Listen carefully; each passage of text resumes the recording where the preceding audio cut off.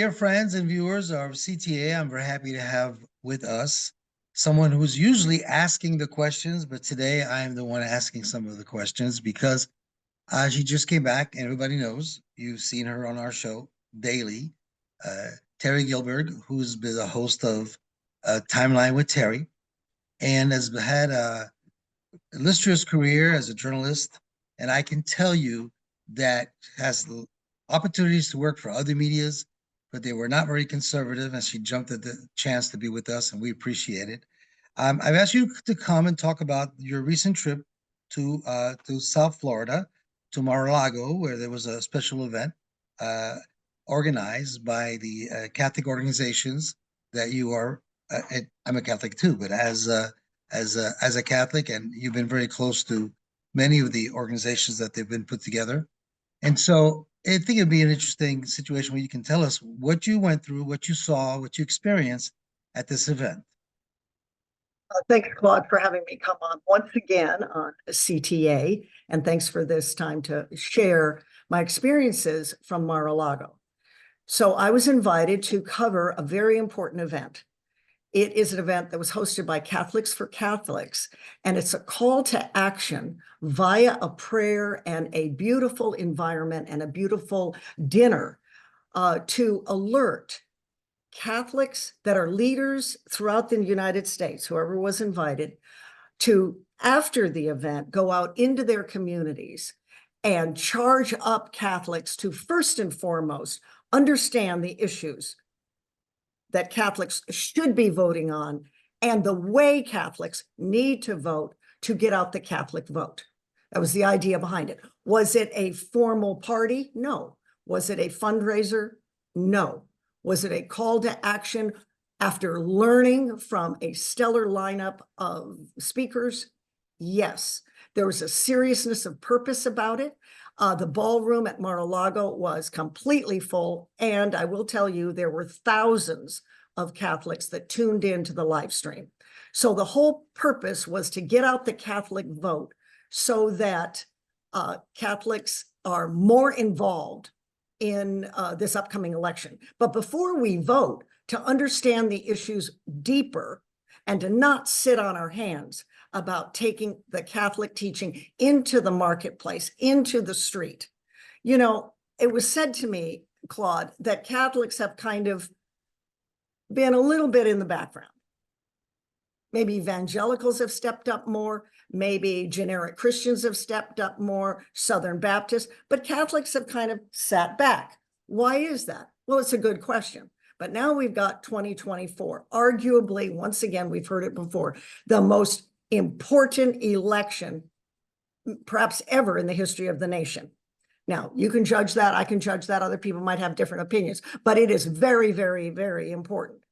And one of the messages was President Trump, the presumptive nominee of the Republican Party, and we'll know that at the convention, that he is the nominee, is the only choice to vote for, in spite of the fact that President Biden calls himself a Catholic. Some people say, well, he's the Catholic and Trump is not. But President Trump is the man that is associated with the right Catholic vote. And the word from the event was President Trump is the only choice this November. I believe that it is obvious that the Biden administration has been targeting all religions. It's not just the Catholics. I think every Christian out there is targeted either through using the DOJ. They're basically made it very, very dangerous to be an open, out of the closet Christian believer, because you're now a target of the government. And so I'm really happy that the Catholics have decided to step up and organize this, because it has been usually the other Christian denominations that have started to really speak out against this type of I want to call it an anti-Christian crusade organized by the Biden administration. What do you think? I don't think that's far off, frankly. And I don't think it's far off to say that other Christian denominations, particularly our evangelical friends, have been more bold about taking Christian ideas and responses, Christian responses to the issues of our day into the marketplace of ideas, into the agrify, into the vote, and not be sitting just at so-called Sunday school maybe, or at Catholic Mass, or at worship, and reducing the prayer life to just that area of their lives, rather than Catholic prayer, generic Christian prayer, or Catholic Christian prayer every day to pray for the nation, and indeed for our leaders to get the nation back on track, because we look at a whole host of problems and we look at what are the solutions. Many solutions can't be solved strictly through the courts, strictly through politics, but can be solved by invoking God. And by the way, it was pointed out more than once that we are a Judeo-Christian nation. Let's not forget about that. So how odd is it that so-called Catholics on the left are trying to censor Catholics and Catholic Christians and generic Christians on the right? Why is that happening? So yeah, these were some of the discussion points that I saw at the event and that were discussed. It's not far off what you just said, that yes, Catholics are a target, and indeed Catholics and generic Christians. And perhaps our evangelical friends have been targets in the past, but I do think they stepped up more than Catholics did in the street in previous elections, 2020 and 2016. And I think in listening to you, I'm also thinking the fact that there's attack on the left as far as the government in America today. And this is why it's important that they do not stay in power after November, because they will continue to do what they've started to do on so many levels. I think that the Catholics are also between a rock and a hard place, because I believe that their spiritual leader, the Pope, is also seems to be leaning on the left. So if you live in America, you are getting signals from Rome that are not traditional Catholic signals.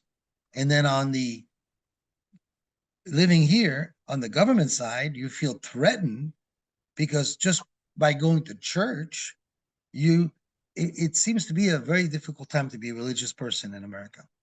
Yes, isn't that sad to say? And I think you're onto something. This crowd at Mar-a-Lago was an energized crowd, however, and the crowd was energized to take their leadership after the event back into their communities and bring up these issues, not be silent on the issues. And if they think the Pope is squishy on certain issues that are non-negotiable, they're going to talk to their communities more about it. They're going to talk to their families more about it. They're going to talk to whomever they want to talk about, because we still have free speech in this country, and we better be exercising it before it's taken away. But no doubt, we're faced with censorship, we're faced with spin, we're faced with a kind of sense of upside down, inside out, and backwards on truth. We're told men are women, women are men, and people are pronouns. We're told left is right, right is left, good is evil, evil is good. There's many things that are upside down, inside out, and backwards, and it creates for confusion. And we're at a point now where the nation is suffering because of some of this. At the very least is freedom of speech. And in our Bill of Rights, we have freedom of speech, we have freedom of religion, we have freedom of assembly. Now, and we have 5 freedoms, but those are the 3 that were emphasized at the Mar-a-Lago event, the prayer event. It also should be said that in today's world, I think, and I think you would agree with this, Claude, there is a sense of just general confusion being the enemy. Don't you get that? I was talking with a friend of mine on the way home, and I said, in World War II, we knew who the enemy was. It was Nazi Germany. Today, if you ask somebody who the enemy is, they kind of go, oh, well, it's the right, or it's the left, or it's the President Biden, or it's President Trump, or it's the school board, or it's they can't really pinpoint it because white is black and black is white, and there's gray shades, and up is down and down is up. So there's this sense of confusion on the truth, but the truth will not be a thing for us to be confused about. The truth is the truth. We Catholics, especially with an election coming up, need to state the truth and need to state Catholic teachings about those truths. And that goes for issues of abortion, that goes for issues of transgender, women's sports, the border, the wars, the economy and inflation, you name a topic, and there are truths about those topics, and then there's spin. We need to be more educated on the truths, and this function was a very good function for that. And then get that truth out into the public marketplace and educate Catholics. This is the way to vote on it. Otherwise, you are not voting for truths and Catholic leaders to help our country get back on track. You mentioned the word abortion, which has been very important to the Catholic faith, has been always stood for an as a very strong anti-abortion religion. And the signals, again, I'm going to come back to Rome, where they actually removed priests that were fighting for the end of abortion, remove them from the church, exclude them, because this is not the messaging they used to have. This is the message so there's a confusion even on abortion, and that's from the Catholics internally because of the signals they get from Rome and what is happening on the ground. At the same time, they realize the reality is in the midterms that the Roe versus Wade ruling by the Supreme Court to send it back to the states had an impact on the election in 2022, the midterms, and I think that Mr. President Trump has understood the impact of that because he has recently said that we have to be a little more practical about our abortion fight, because if we are totally against abortion, we can lose elections and lose a lot more. And at the same time, we need to be, so I think he's pushing for, we will know soon because he's promised that he will talk about it, but he's probably pushing a 15-week type of compromise between the right to life and the pro-choice, the pro-life and pro-choice movements. How do you think that kind of decision, which hasn't been made official, but by a decision by Trump, who wants to win the election, how do you think that will be received by the Catholics in America? Well, I think you're talking about three things, if I may. So I'd like to go back just a little bit before we address President Trump in 15 weeks. It is true, and I've noticed it, and as a Catholic, Claude, I know you've noticed it. There is a sense of the right side of the Catholic Church and the left side of the Catholic Church. There's also that sense with SCOTUS, Supreme Court of the United States. Is it a liberal, conservative justice, or is it a liberal justice? And my response to both of those is we shouldn't even be talking on this level. Church teaching is church teaching. There isn't a right spin and a left spin. And Supreme Court justices, they should be blind, right? A Supreme Court justice should be blind. But unfortunately, in this country, we now have these two sides, and we're kind of faced with picking a side. My particular feeling is Catholic teaching should be just Catholics teaching. There are thou shalt nots, there are situation ethics, there is things like a just war. These kinds of things need to be taught, but there are non-negotiables. And the Catholic faith teaches, getting back to what you were asking about abortion, that abortion is the killing of an innocent, and this is a non-negotiable.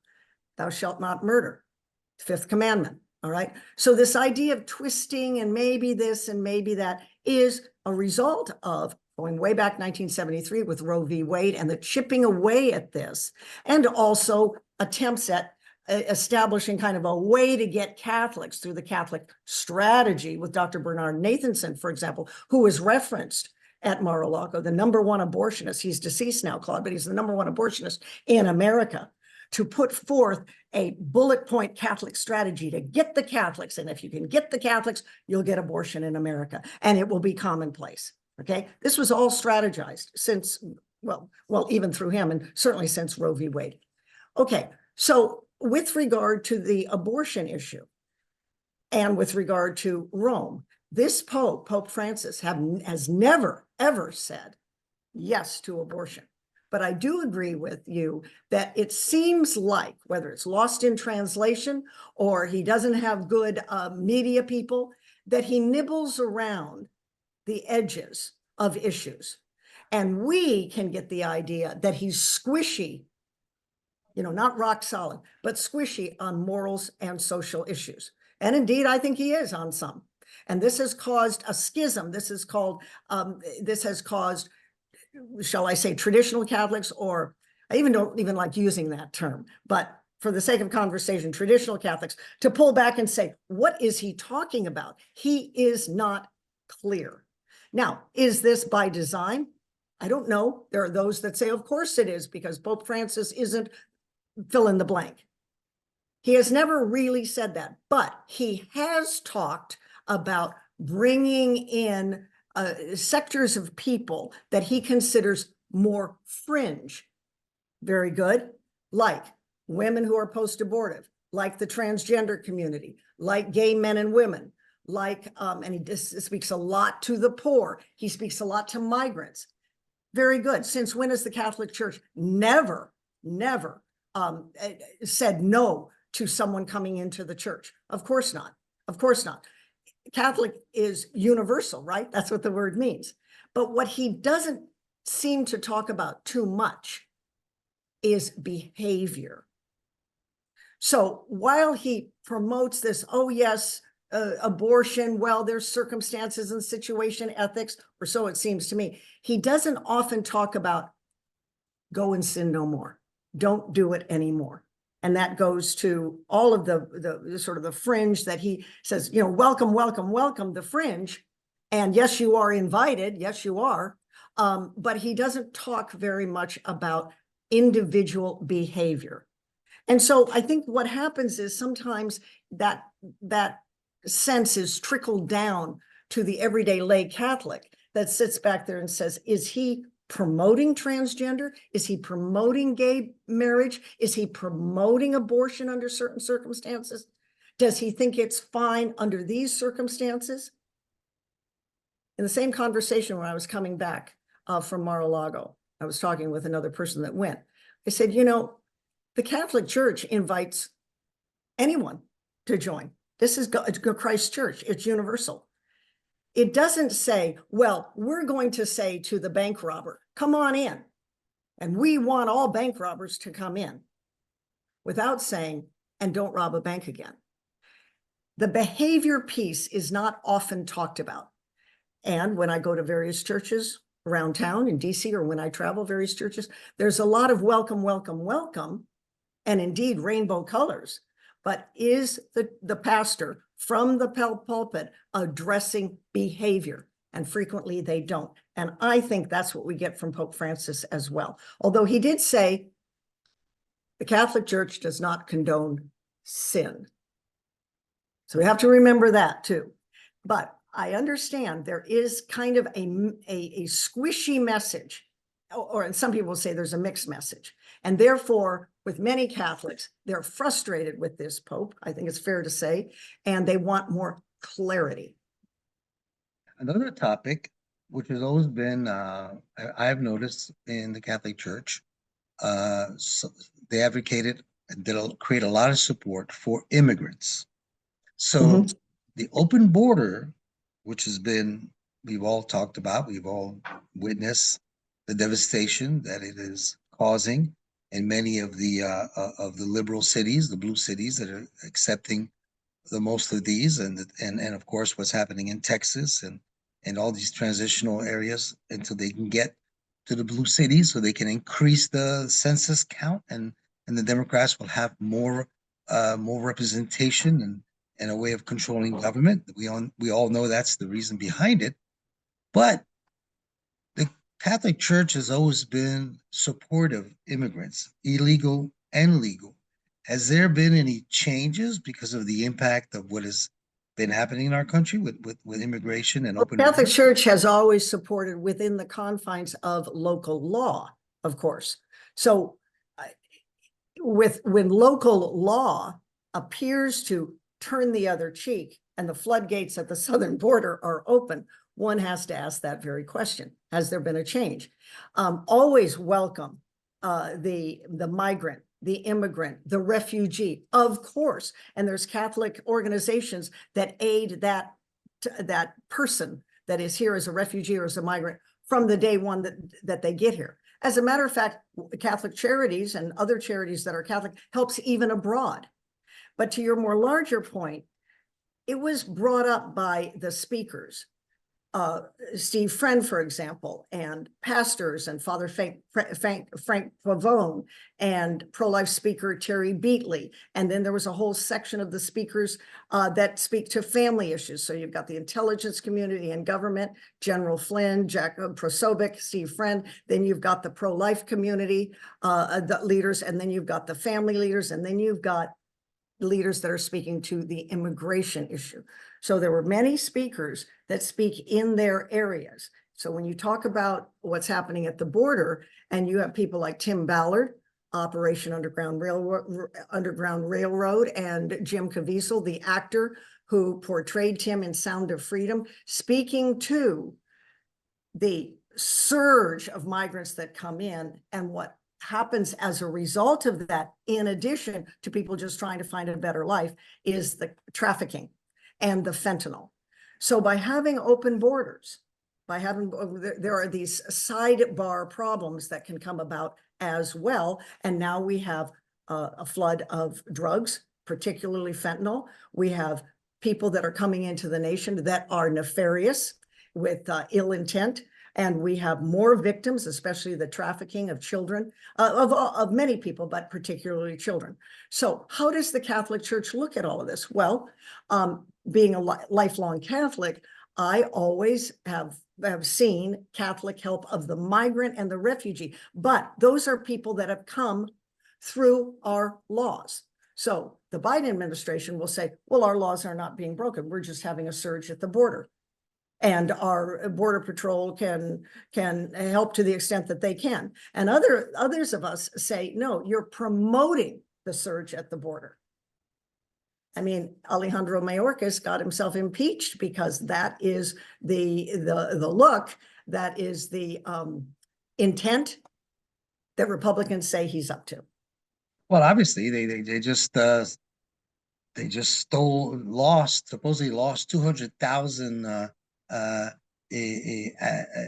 appointments for these illegals to come present themselves. So now it's another 200,000 that are going to dissipate into the atmosphere. We have no idea where they are, who they are, and how to track them down because of the bureaucracy of his administration has lost 200 those files. Obviously, if he wasn't impeached, if he had not been impeached back then, this would be another impeachable offense. Well, in essence, I want to wrap it up because I think that it was important that we shared a few minutes with our viewers to understand what you experienced. It is very interesting that an event like this is going to be held in Mar-a-Lago.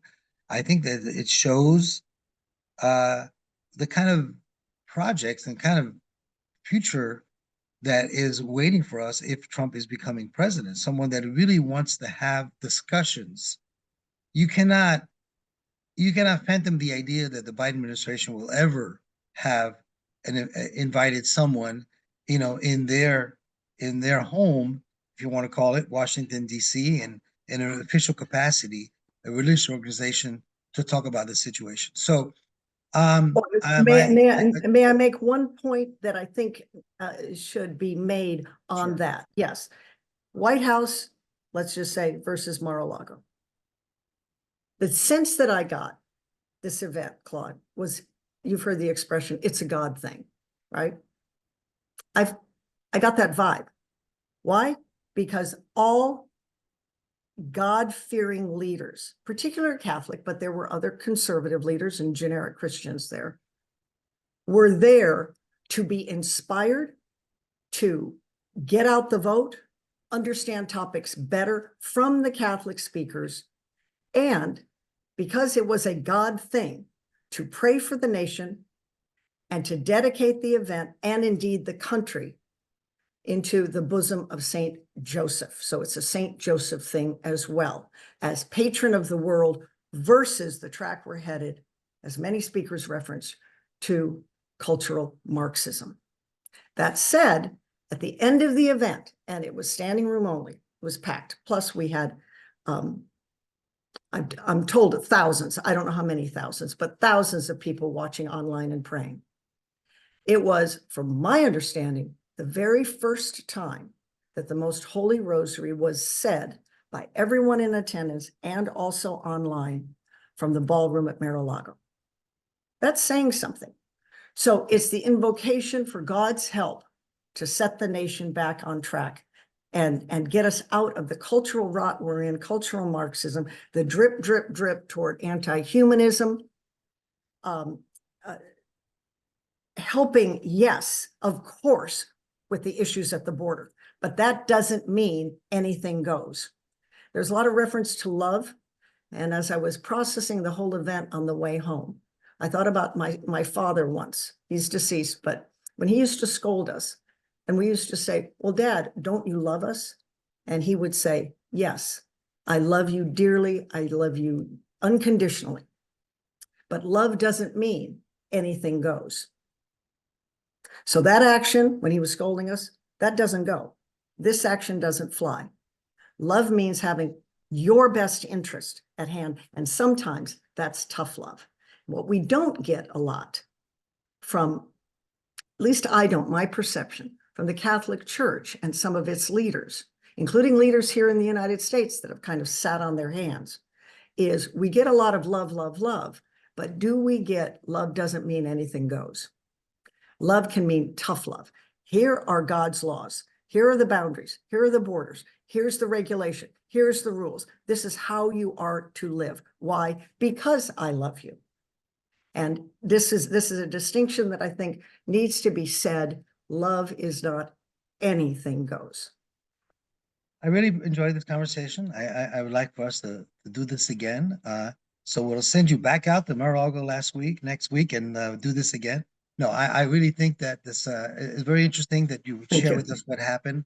I'm glad we took a few minutes of this show. People you ought to know, that's who you are.